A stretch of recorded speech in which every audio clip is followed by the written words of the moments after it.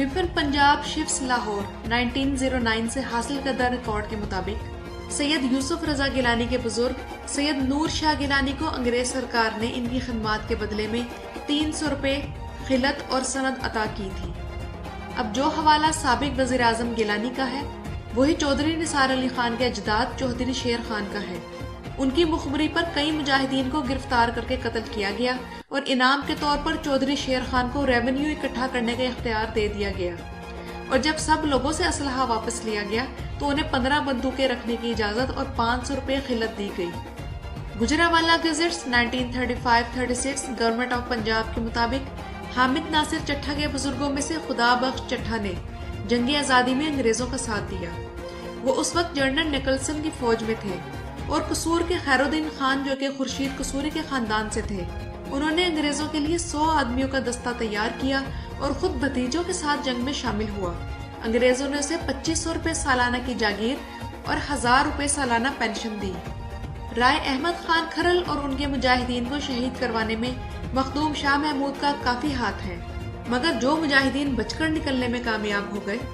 उनको सैयद सुल्तान कताल बुखारी के सजादा नशीन दीवान ऑफ जलाल से शहीद कर दिया। जलालपुर पीरोवाला के एक एमए ने दीवान आशिक अली बुखारी उन्हीं की आल में से है। उन मुजाहिदीन की एक टोली शुमाल में हवेली कोरंगा की तरफ निकल गई, जिसे पीर मेहर चाह ऑफ हवेली कोरंगा ने अपनी मुरीदों और लंगड़ आलम हराज सरगाना और तड़गड़ सरदारों के हमरा घेर लिया और चुन चुन कर शहीद कर दिया। यही पीर मेहर शाह ऑफ हवेली कोरंगा सैयद फखर इमाम के परदादे का सगा भाई था।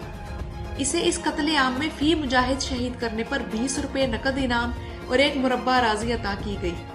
हिंदुस्तान में मुसलमानों की जंगी आज़ादी के दौरान मुल्तान में आबाद पठान कबीले के गर्देजी खानदान ने अंग्रेज सरकार का भरपूर साथ दिया, लिहाजा अंग्रेज सरकार ने इनकी मदद के सिले में इन्हें जागीरें अता की। खानगढ़ में आबाद पठान कबीले के नवाबजादगान के जद्दे अमजद अल्लाहदाद खान ने अंग्रेजों के खिलाफ तहरीक चलाने वालों को कुचलने में अंग्रेजों का भरपूर साथ दिया, लिहाजा अंग्रेज सरकार ने इस खिदमत के बदले में उसे 2 बार खुसूसी खिलत दी और इनाम में जागीरें अता की। पाकिस्तान के नामवर मरहूम सियासतदान नवाबजादा नसरुल्लाह उन्हीं की औलाद में से थे। कसूर में आबाद पठान कबीले ममदूद ने अंग्रेज का भरपूर साथ दिया, चुनाचे इस खानदान को कीमती जागीर, ओहदे और मनसब दिए गए। ईसा खैर में आबाद पठान कबीले के नियाजियों ने अंग्रेज का भरपूर साथ दिया, चुनाचे इस खानदान को कीमती जागीर, ओहदे और मनसब दिए गए। राजनपुर में आबाद बलोच कबीले मजारी के सरदार इमाम बख्श मजारी ने खुलकर अंग्रेजों का साथ दिया, लिहाजा अंग्रेज सरकार ने अंग्रेज की मदद करने के सिले में इसे सर का खिताब दिया और जागीरें अता की। राजनपुर में आबाद बलोच कबीले दरीशक के सरबराह बजारान खान दरीशक ने अंग्रेजों के खिलाफ तहरीक चलाने वालों के खिलाफ लड़ने के लिए दरीशकों का एक खुसूसी दस्ता अंग्रेजों के पास भेजा, लिहाजा अंग्रेज सरकार ने अपनी मदद के सिले में दरीशकों को जागीरें अता की। मखट शरीफ के अरबी निजात पीरों ने आबाद अहले तशी ईरानी नस्ल कजलबाश सरदार अली रजा ने एक घुड़सवार दस्ता तैयार करके जंग आज़ादी में लड़ने वाले मुसलमान और हिंदू सिपाहियों के खिलाफ अंग्रेज को भेजा।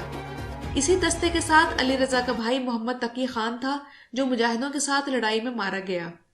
कजलबाशों को जंग के बाद खिताब, सनद, वजीफे और 147 देहातों की ताल्लुकादारी सौंप दी गई। लाहौर के कलन शेख खानदान के सरबराह शेख इमाम दीन ने जंग आज़ादी में 2 दस्ते खुसूसी तौर पर दिल्ली भिजवाए, जिन्होंने हुर्रियत पसंदों का खून बहाया। इन खिदमात के बदले में अंग्रेजों ने इसको बहुत बड़ी जागीर बख्शी। सरगोदा के टवानों के घुड़सवारों ने दिल्ली को फतह करने में बहादुरी के खूब जोहर दिखाए, चुनाचे अंग्रेजों ने उन्हें खिताब, पेंशन और लंबी चौड़ी जागीरें दी। कालाबाग के नवाबों ने अंग्रेज का भरपूर साथ दिया, चुनाचे इस खानदान को कीमती जागीर, ओहदे और मनसब दिए गए।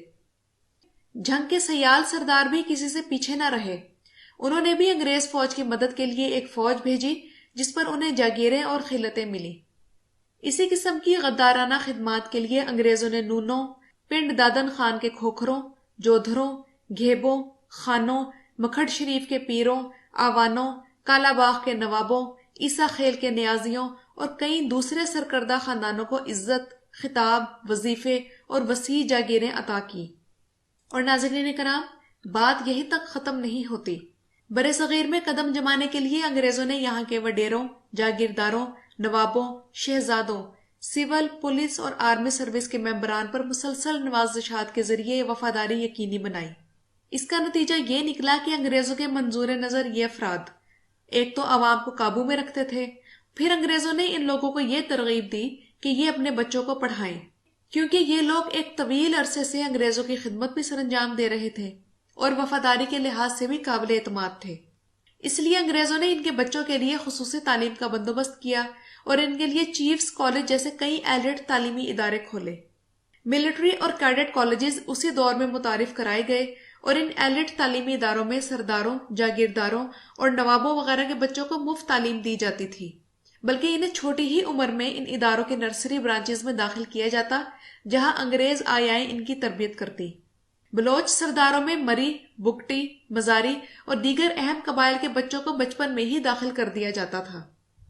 شیر محمد مری، محمد اکبر خان بگٹی، میر بلخ شیر مزاری اور میر شیر بار خان مزاری وغیرہ کو اسی پالیسی کے تحت تعلیم دی گئی، بلکہ انہیں اعلیٰ تعلیم کے لیے انگلینڈ بھی بھیجا گیا۔ ایسے لوگوں کو تعلیم دینے سے انگریزوں کو دو اہم فائدے ہوئے۔ ایک تو ان لوگوں نے انگریزی پرچم اپنے اپنے علاقوں میں بلند رکھا اور انگریزوں کو کسی قسم کی بغاوت کا خطرہ نہ رہا۔ دوسرا فائدہ یہ ہوا کہ اس دور میں تحریک آزادی زور پکڑ رہی تھی اور یہ لوگ تحریک آزادی کے سخت مخالف تھے، مگر انگریزی اسکولوں کے تعلیم یافتہ یہ نواب زدگان انگریزوں کا آخری سہارا تھے اور انگریزوں نے بڑی چالاکی کے ساتھ انہیں تحریک آزادی کے سرکردہ رہنماؤں میں شامل کر دیا۔ ناظرین کرام، آپ لوگوں کو یاد ہوگا کہ پاکستان بننے کے بعد قائد اعظم نے یہ فرمایا تھا کہ میری جیب میں صرف کھوٹے سکے ہیں، تو قائد اعظم کے کھوٹے سکوں سے مراد یہی نواب جاگیردار خاندان تھے جنہیں انگریزوں نے بڑی چالاکی کے ساتھ مسلم لیگ میں شامل کروایا، اور جاگیردار اور وڈیروں کی یہ اولادیں جو کہ ملٹری اور سول بیوروکریسی میں شامل تھیں اور جن کی تربیت برطانوی سامراج نے خود کی تھی، یہ یونینسٹ پارٹی کے پلیٹ فارم سے پاکستان کے بننے سے چند سال پہلے مسلم لیگ میں شامل ہوئے اور اپنی جاگیروں اور زمینوں کے تحفظ کے لیے اور اپنے استحصال کو قائم رکھنے کے لیے ملک کی سیاست میں گھس آئے۔ ایسا کرنا ان کی مجبوری بھی تھا اور ضرورت بھی، اور تب ایسا انہوں نے اس لیے بھی کیا تھا تاکہ انگریزوں کو اپنی وفاداری کا مکمل طور پر یقین دلا سکیں۔ برصغیر کا نہری نظام انگریز نے ریونیو حاصل کرنے کے لیے بنایا اور ریلوے لائن بچھانے کا مقصد یہ تھا کہ افغانستان تک فوجی ساز و سامان پہنچایا جائے اور اسکول اور ہسپتال برصغیر میں موجود انگریز ملازمین اور ان وڈیروں اور نوابوں کی اولادوں کے لیے بنائے۔ ان میں سے کوئی بھی چیز ایسی نہیں تھی جس سے برصغیر کا غریب طبقہ خوشحال ہوا ہو۔ 1864 میں گورنمنٹ کالج لاہور کے بعد 1886 میں 200 ایکڑ رقبے پر ایچسن کالج کی بنیاد رکھی گئی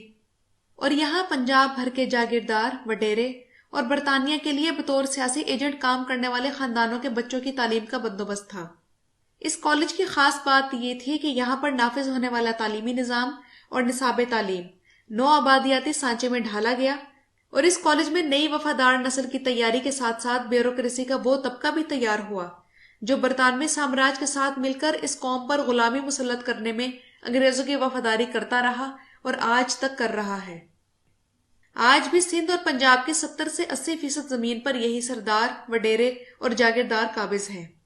اور ان کے گھروں کے افراد ایک وقت میں پاکستان کی مختلف سیاسی پارٹیوں میں شامل ہو جاتے ہیں، اور یوں ان کی تمام زندگی اقتدار کے مزے لوٹتے اور ہم جیسوں پر حکمرانی کرتے گزر جاتی ہے۔ مارشاء اللہ آئے تو یہ مارشاء اللہ کے حامی بن جاتے ہیں، اور جمہوریت آئے تو یہ جمہوریت کا راگ الاپنے لگ جاتے ہیں۔ کبھی یہ ریپبلکن کا نام اختیار کرتے ہیں اور کبھی کنونشن لیگ یا IGI کے پرچم تلے اکٹھے ہو جاتے ہیں، کبھی بھٹو کی اسلامی سوشلزم میں محفل جماتے ہیں اور کبھی ضیاء الحق کی مجلس شورا میں نظر آتے ہیں، کبھی نواز شریف کا سایہ بن جاتے ہیں اور کبھی پیپلز پارٹی کی چھتری۔ حزب اقتدار بھی یہی ہے، حزب اختلاف بھی یہی، اور سچ تو یہ ہے کہ آج بھی برطانیہ ان ملک و مذہب دشمن لوگوں کے ذریعے پورے برصغیر پر حکومت کر رہا ہے۔ ناظرین اکرام، اس ویڈیو کی تیاری کے لیے معلومات وکیل انجم کی کتاب سیاست کے فرعون اور قائد اعظم یونیورسٹی اسلام آباد کے پروفیسر ڈاکٹر تراب الحسن کے thesis Punjab and the war of independence 1857 سے لی گئی ہیں۔ وکیل انجم صاحب کی کتاب کا لنک میں